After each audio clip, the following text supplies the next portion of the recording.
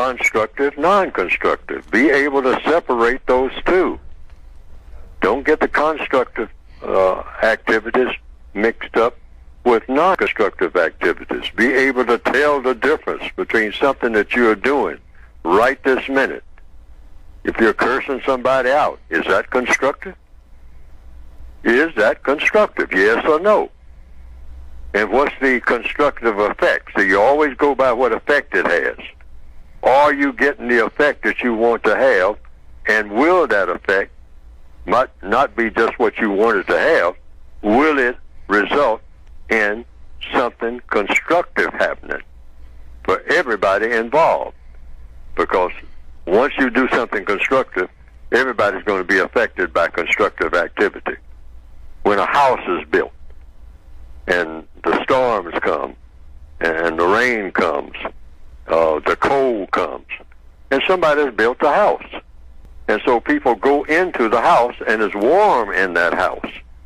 Now, that had a constructive effect.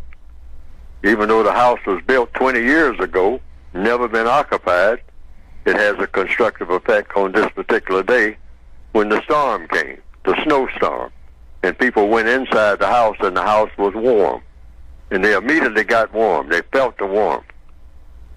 And then, rather than argue with each other like they were doing out there while the snow was falling, and it made them angry, and they turned on each other, which people have a tendency to do when they don't know what to do about a situation.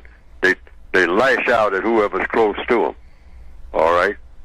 So when they all went inside the house, they calmed down because the house was warm as toast.